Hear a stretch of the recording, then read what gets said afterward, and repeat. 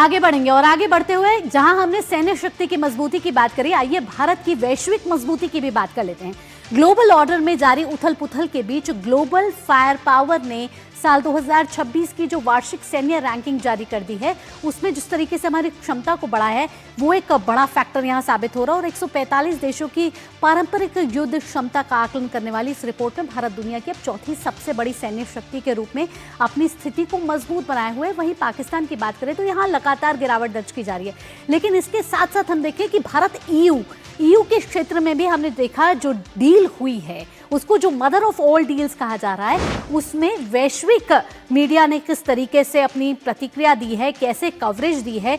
और हम देख रहे हैं कि सिर्फ भारत और ईयू पर इसका असर नहीं पड़ा, दुनिया की नजरें इस पे थी और अंतर्राष्ट्रीय मीडिया, इंटरनेशनल मीडिया ने इसको बहुत ही व्यापक तौर पर कवर किया है और इसको मदर ऑफ ऑल डील्स कहा गया। 7 साल में 0 होगा टैरिफ कहा जा रहा है। इस डील से बहुत फायदा होने वाला है 27 यूरोपीय देशों को, वहीं भारत को भी, और साथ ही साथ जो व्यापार है उसमें वृद्धि होगी। आर्थिक तौर पर भारत और यूरोपीय देश दोनों के लिए एक विन विन सिचुएशन इसको कहा जा रहा है। 2 दशकों से रुक रुक के जरूर इस डील पर काम चल रहा था, लेकिन 2026 की शुरुआत में ही भारत ईयू ने इस डील को साइन करके ये साबित कर दिया है कि अगर सुपर पावर देश अपना दबदबा बनाने की कोशिश करें, फिर भी भारत अपने जो ऑल्टरनेटिव्स है उसको विस्तार देता हुआ नजर आ रहा है। इस समय हमारे साथ विशेष मेहमान भी जुड़ गए हैं। प्रोफेसर अंशु जोशी जुड़ चुकी हैं जवाहरलाल नेहरू यूनिवर्सिटी से, उनका रुख करेंगे। प्रोफेसर जोशी, बहुत बहुत स्वागत है आपका। साथ ही साथ हमारे साथ अखिलेश सुमन हमारे संवाददाता भी जुड़ गए।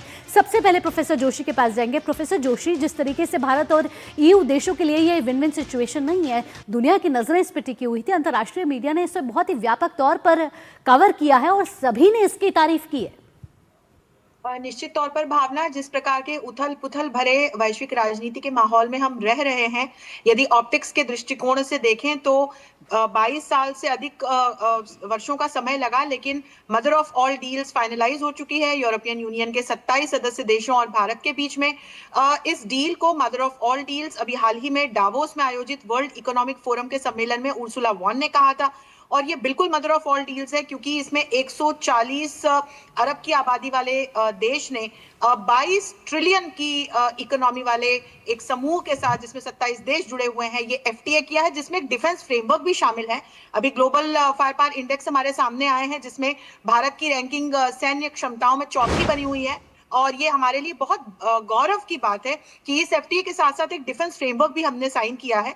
और भावना, ये जो एफटीए साइन हुआ है, इसके माध्यम से पूरे विश्व का 1/3 व्यापार, 25% जीडीपी, 140 करोड़ की जनता, एक बहुत बड़ा बृहत मार्केट और 22 ट्रिलियन की बहुत ही बृहत इकोनॉमी इसमें शामिल होती हुई हमें दिखाई पड़ती है। विन विन सिचुएशन है। हम यदि प्रोफेशनल मोबिलिटी की दृष्टि से देखें, प्रोफेसर जोशी, हम बहुत संक्षेप में आपसे पूछना चाहूंगी एक और बात। जहां अमेरिका ने 50% टैरिफ भारत पे लगाया और अन्य देशों पे भी हम देख रहे हैं कि जिस तरीके का टैरिफ लग रहा है, अब भारत और ईयू के बीच की ये डील कितनी महत्वपूर्ण साबित होगी और भारत को इससे कितना बड़ा फायदा मिलता हुआ नजर आएगा? बहुत बढ़िया प्रश्न आपने पूछा। देखिए, पिछले कुछ वर्षों में अमेरिका ने न सिर्फ भारत बल्कि यूरोपियन यूनियन के इन देशों के साथ भी अपने संबंध खराब किए हैं, और इनमें से कई देश जो हैं वो नाटो के भी मेंबर नेशंस हैं। डावोस में उन्होंने जिस तरह से यूरोप के देशों के साथ व्यवहार किया था, उसके बाद से लगातार ईयू के सदस्य देश एक ऐसा सहयोगी ढूंढ रहे थे जिनके साथ विकास यात्रा में आगे बढ़ सके। और ये जो कॉन्फिडेंस है उनको ये हमारे माननीय प्रधानमंत्री के नेतृत्व में भारत ने दिया है। तो हम पर जिस प्रकार के प्यूनिटिव मेजर्स लगे, उसके बावजूद भावना, हमने अपनी जो ग्रोथ है, इकोनॉमिक ग्रोथ है, उसको हमने सेटल और स्टेबल रखा, और हमने ऑल टाइम हाई 8.2% की जीडीपी ग्रोथ भी रिकॉर्ड की, ये टैरिफ लगने के बावजूद। अब इस एफटीए के बाद आप न सिर्फ यूएस पे डिपेंडेंस कम होते हुए देखेंगे, प्रोफेशनल मोबिलिटी और एक्सपोर्ट्स दोनों की दृष्टि से, क्योंकि अभी हमारा गुड्स और सर्विसेज दोनों का व्यापार ईयू के साथ देखें तो वो 180 बिलियन का है, उसको अगले 3 से 4 वर्षों में डबल किए जाने की बात है, और इससे लगभग 100 बिलियन यूएसडी का ट्रेड सरप्लस उत्पन्न होगा, जो भारत के लिए बहुत ही फायदे की बात होगी। बिल्कुल, अभी भारत जो के लिए बहुत ही प्रॉफिटेबल है ये डील। अखिलेश सुमन भी हमारे साथ जुड़े हैं, हमारे संवाददाता। अखिलेश, भारत ने हमेशा कहा है राष्ट्र प्रथम की नीति। अब ईयू के साथ एक हमारी एफटीए डील हो चुकी है, जो पिछले 2 दशकों से उसका इंतजार किया जा रहा था। लेकिन हम देखें तो अमेरिका के साथ भी ट्रेड डील पर लगातार बातचीत चल रही है। भारत को पता है कि उसके हित कहां हैं, वो जानता है। ऐसे में वो तमाम तरीके के अपने जो डोमेन है उसमें विस्तार करता हुआ नजर आ रहा है और वैश्विक परिदृश्य के हिसाब से अपनी स्थिति को मजबूत करता हुआ नजर आ रहा है।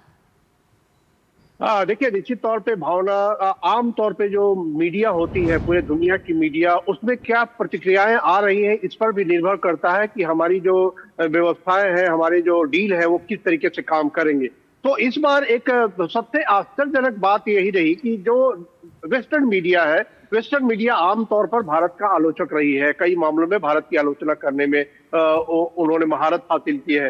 अमेरिकी मीडिया में भी भारत की आलोचना काफी होती है और यहाँ तक कि कई बार आप देखेंगे कि कई अन्य मीडिया जो है, क्षेत्रीय मीडिया, वो भी भारत की आलोचना करते हैं। लेकिन इस बार जो सबसे महत्वपूर्ण बात ये दिखी कि वो है कि दुनिया भर की तमाम मीडिया, चाहे वो अमेरिकी मीडिया को देखें, चाहे वो ब्रिटिश मीडिया, चाहे वो यूरोपियन मीडिया, यहाँ तक कि अल जजीरा जैसे, साउथ चाइना मॉनिटर जैसे, इन सारे मीडिया ने इस डील को बहुत ही महत्वपूर्ण डील कहा है। और सबसे बिल्कुल, तो अंतर्राष्ट्रीय मीडिया ने यह माना है कि ये डील भारत और ईयू के बीच में एक महा डील है, एक मेगा डील है और मदर ऑफ ऑल डील्स है। सिर्फ और सिर्फ देश ही नहीं, दुनिया ने माना है कि ये डील दोनों के बीच में एक महत्वपूर्ण डील साबित होगी। अखिलेश और साथ ही साथ प्रोफेसर जोशी, तमाम विचार साझा करने के लिए आपका बहुत बहुत धन्यवाद। इसी के साथ न्यूज पंच में फिलहाल इतना ही। देश और दुनिया की बाकी खबरों के लिए जुड़े रहिए डीडी न्यूज के साथ। फिलहाल के लिए दीजिए अनुमति। नमस्कार।